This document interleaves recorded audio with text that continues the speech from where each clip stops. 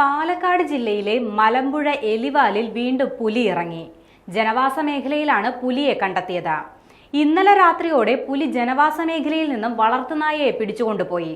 വീട്ടുമുറ്റത്ത് കിടന്നിരുന്ന നായയെ പിടിച്ചുകൊണ്ടുപോകുന്ന പുലിയുടെ ദൃശ്യങ്ങൾ സമൂഹമാധ്യമങ്ങളിൽ പ്രചരിക്കുന്നുണ്ട്.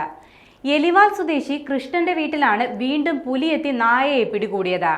കഴിഞ്ഞ 14-ാം തീയതിയും ഇവിടെ പുലിയെത്തി നായയെ പിടികൂടിയിരുന്നു. ഈ വർഷം 4-ാം തവണയാണ് കൃഷ്ണന്റെ വീട്ടിൽ പുലി എത്തുന്നത്.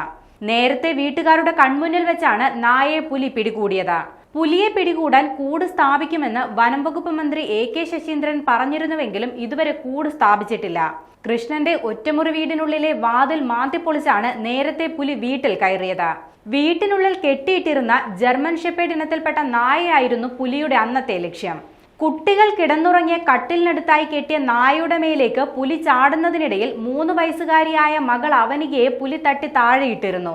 കുട്ടിയുടെ നിലവിളി കേട്ടുണർന്ന മാതാപിതാക്കൾ കണ്ടത് നായയെ കടിച്ചു പിടിച്ചു നിൽക്കുന്ന പുലിയെ ആയിരുന്നു. ആളുകൾ ഉണർന്നതോടെ പുലി നായയെയും കൊണ്ട് സ്ഥലം വിടുകയും ചെയ്തു. മുൻപ് നായയെ ലക്ഷ്യമാക്കി പുലി ആക്രമണം നടത്തിയതിന് പിന്നാലെയാണ് നായയെ വീടിനകത്ത് കെട്ടിയിട്ടത്. എന്നാൽ നിരന്തരം പുലിയുടെ ആക്രമണം ഇവിടെ തുടരുകയാണ്. പ്രദേശത്ത് സമാനമായ 13 വീടുകളുണ്ട്. ഇവരും പുലിയുടെ ഭീതിയിലാണ്.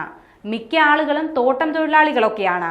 പുലർച്ചെ തോട്ടങ്ങളിൽ പോകുമ്പോൾ പുലിയുടെ ആക്രമണം ഉണ്ടാകുമോ എന്ന ഭീതിയിലാണ് ഇവിടുത്തെ ആളുകൾ.